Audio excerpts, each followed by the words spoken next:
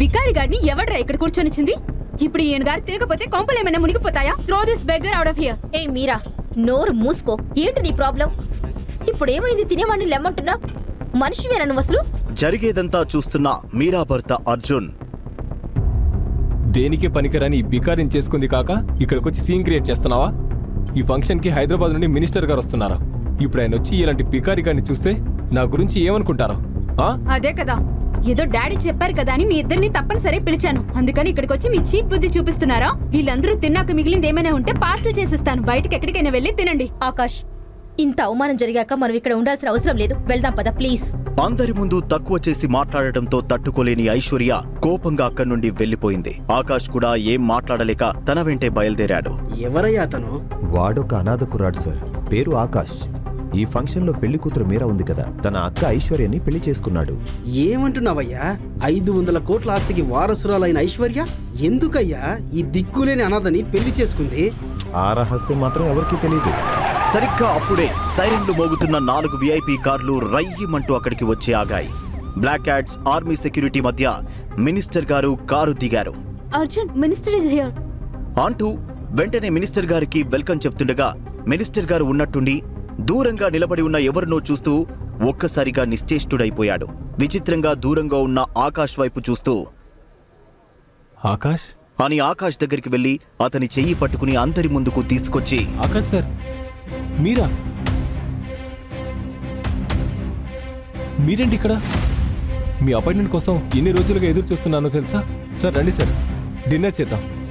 అసలు ఎవరి ఈ ఆకాష్? బ్యాంక్ అకౌంట్ లో మినిమం బ్యాలెన్స్ కూడా లేని ఆకాష్ కి మినిస్టర్ ఎందుకు అంత గౌరవం ఇస్తున్నారు? ఆకాష్ అసలు విజయవాడకి ఎందుకు వచ్చాడు? ఆకాష్ ఐశ్వర్యని పెళ్లి చేసుకోవడానికి గల కారణం ఏంటి? పెళ్లి జరిగాక కూడా ఆకాష్ ఐశ్వర్య విడిగా ఎందుకుంటున్నారు? ఇక ముందు కథలో తెలుసుకుందాం.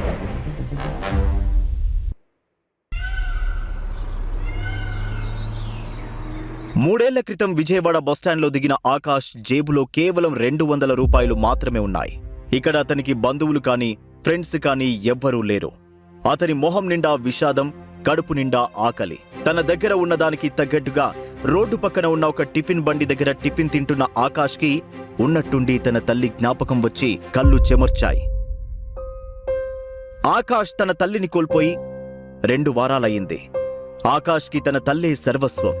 చాలా కాలంగా అనారోగ్యంతో ఉన్న తన తల్లిని కాపాడేందుకు కొన్ని లక్షలు అవసరమయ్యాయి. గత్యంతరం లేక తల్లిని కాపాడుకోవడానికి సొంత కుటుంబాన్ని ప్రాధేయపడేందుకు వెళ్లాడు. సరైన సమయంలో డబ్బు దొరక్కపోవడం వల్ల టైంకి వైద్యం అందక ఆకాష్ తల్లి చనిపోయింది. నా అనుకున్న వాళ్లే అన్యాయం చేయడం, తన తల్లి మరణం ఒక్కసారిగా ఆకాష్కి జీవితం మీద విరక్తి కలిగించాయి. ఇప్పుడిలా ఒక అనాథగా రోడ్డు పక్కన టిఫిన్ బండి దగ్గర ఒంటరిగా కూర్చుని ఇవన్నీ ఆలోచిస్తూ నీళ్లు నిండిన కళ్ళతో తనని తానే మర్చిపోయి చూస్తున్నాడు ఆకాష్.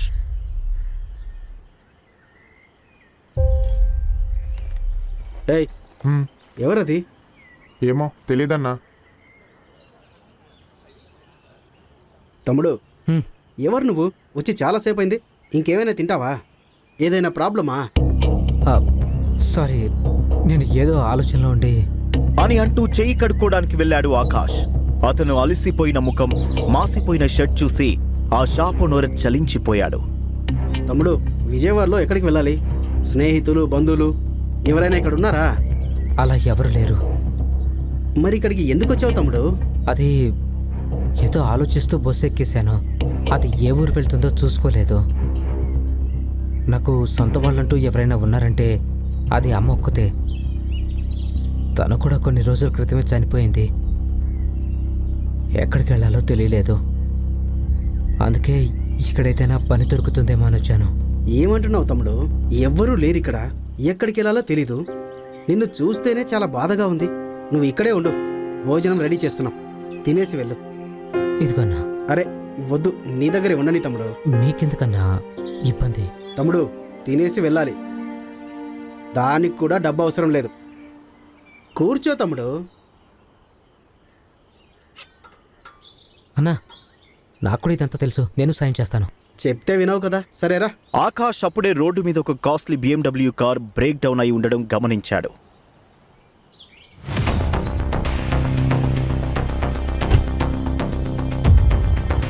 ఇంకా ఎంతసేపు పడుతుంది?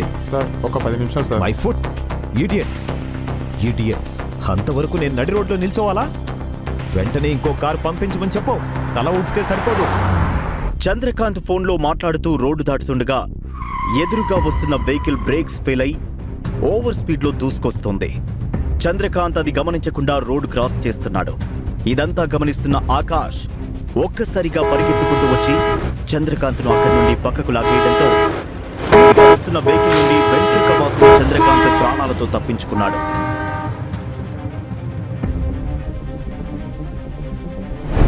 జరిగింది చూసి అక్కడ జనమంతా ఒక్కసారిగా గుమిగూడారు.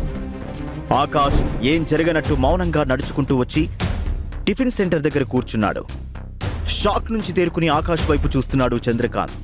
చిన్న సాయం చేసినా ప్రతిఫలం ఆశిస్తున్న మనుషులున్న ఈ రోజుల్లో ఇంత పెద్ద సాయం చేసి ఏమీ ఆశించకుండా మౌనంగా వెళ్లిపోయిన ఆకాష్ను చూసి ఆశ్చర్యపోయాడు. ఆకాష్ పక్కనే కూర్చున్న చంద్రకాంత్ తననే చూస్తూ ఎంతో మర్యాదగా, ధైర్యం చేసి ప్రాణాన్ని కాపాడినందుకు చాలా థ్యాంక్స్. సార్ పర్లేదు సార్, థ్యాంక్స్ ఏం అక్కర్లేదు సార్. అలా కాదు బాబు, నాకేం సంబంధం లేదని వీళ్ళందరిలాగా నువ్వు వేడుక చూస్తూ ఊరుకోలేదు. కానీ నువ్వు అలా చేయలేదు. ధైర్యంగా నీ ప్రాణాలు తెగించి నన్ను కాపాడావు. నువ్వు చాలా గొప్పవాడివి బాబు. ఇది మామూలు విషయం కాదు, చాలా పెద్ద విషయం. ఎవరు నువ్వు ఇక్కడే విజయవాడలో ఉంటావా? నేను అయ్యా, అతను వేరే ఊరి నుంచి వచ్చాడు. సొంత వాళ్ళంటూ ఎవరూ లేరు. ఉండటానికి ఇల్లు కూడా లేదు. పని దొరుకుతుందేమో అని మన ఊరు వచ్చాడు. ఉదయం నుంచి మా షాప్లోనే కూర్చున్నాడు. చూడటానికి పాపం అనిపించి మధ్యాహ్నం మాతో భోజనం చేసి వెళ్ళమన్నాను. ఇంతలో మీరు వచ్చారు. బాబు, చెప్తున్నానని ఏమనుకోకు. నువ్విక్కడ ఏం చేయాలనుకున్నావు నాకు చెప్పు.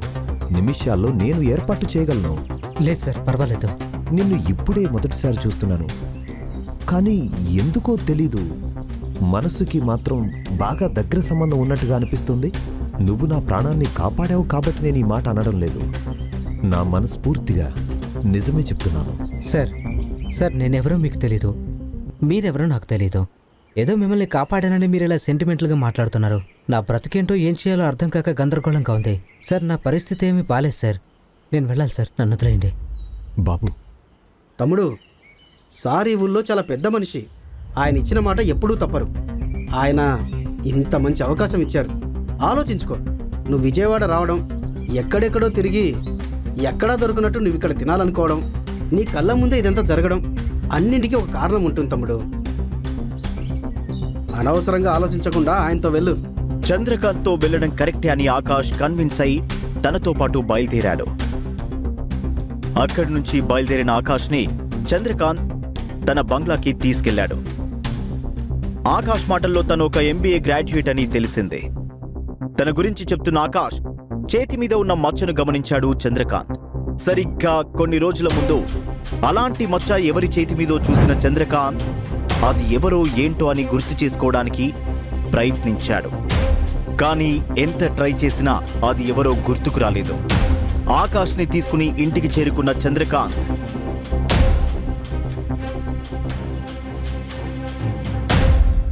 ఇదిగో చూడండి, ఇతని పేరు ఆకాష్. పొరుగురు నుంచి వచ్చాడు. కొద్దిసేపటి క్రితమే బస్టాండ్ పక్కన జరిగిన ఒక పెద్ద యాక్సిడెంట్లో నేను చనిపోవలసిందే. ఇతనే నన్ను కాపాడాడు. డాడీ, మీకేం కాలేదు కదా? లేదమ్మా, నాకేం జరగలేదు. అదే కదా చెప్తున్నాను. సరైన సమయానికి వచ్చి ఈ అబ్బాయి నన్ను కాపాడాడు. చంద్రకాంత్ అలా చెప్పగానే పద్మావతి ఇంకా మీరా ఆకాష్ వంక నిర్లక్ష్యంగా చూశారు. కానీ ఐశ్వర్య మాత్రం ఆకాష్ దగ్గరికి వచ్చి ఎంతో అభిమానంగా, ఆకాష్, మీకెలా థ్యాంక్స్ చెప్పాలో తెలియడం లేదు. మాకు మా నాన్నే సర్వస్వం. అలాంటి ఆయన ప్రాణాల్ని మీరు కాపాడారు. మీకేం కావాలో చెప్పండి, ఏదైనా సరే నేను చేస్తాను. అయ్యో, అలాంటిదే వద్దండి. యాండి, ఆ అబ్బాయి మిమ్మల్ని యాక్సిడెంట్ నుండి కాపాడితే అతనికి మీరు కూడా ఏదైనా హెల్ప్ చేసి పంపించాల్సింది. ఇలా మన ఇంటికి ఎందుకంటే తీసుకొచ్చారు? అవును డాడీ, ఇలా బిచ్చగాళ్ళందరినీ మన ఇంటికి తీసుకొస్తారేంటి? I can't trust this kind of people. వాళ్ళ మాటలు విని ఆకాష్ సిగ్గుతో తలదించుకుని నిలబడ్డాడు. చంద్రకాంత్ కోపంతో, షటప్ మీరా, మాటలు జాగ్రత్త. అంతేలే, మీ అమ్మ బుద్ధిలేగా నీకు వచ్చాయి. హ్మ్. మీ అమ్మలాగా మీలాంటి రాక్షసులుంటే కుటుంబం ఇలానే ఉంటుంది.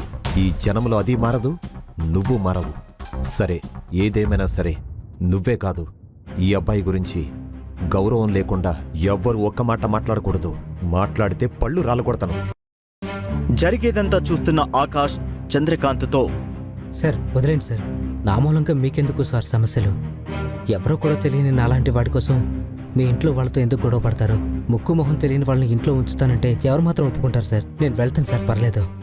వెళ్ళిపోబోతున్న ఆకాష్కి చంద్రకాంత్తో పాటు ఐశ్వర్య కూడా అడ్డుపడి వాళ్ళకు బదులు మీకు నేను సారీ చెప్తున్నాను. మీరెక్కడికి వెళ్ళనక్కర్లేదు. మీరు మా డాడీ ప్రాణాల్ని కాపాడారు. దానికి ప్రతిఫలంగా మీరిక్కడే ఉండాలి ఆకాష్.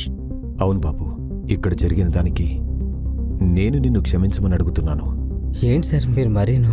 నా భార్య, నా చిన్న కూతుర్ని మార్చడానికి నేను ఎన్నో ఏళ్లుగా ట్రై చేస్తూనే ఉన్నాను. వాళ్ళకి మాట్లాడటం రాదు. ఇప్పుడు నువ్విక్కడి నుండి తిరిగి వెళ్ళిపోతే నీలాంటి మంచి అబ్బాయిని పిలిచి అవమానించి పంపించినందుకు ఈ జీవితంలో నన్ను నేను క్షమించుకోలేను. ఐశ్వర్య చంద్రకాంత్ బలవంతం మీద తప్పనిసరి ఆకాష్ అక్కడే ఉండడానికి అంగీకరించాడు. చూడండి, మీరిద్దరు గనుక ఆకాష్తో ఇంకోసారి మర్యాద లేకుండా మాట్లాడితే నేనేం చేస్తానో నాకే తెలీదు.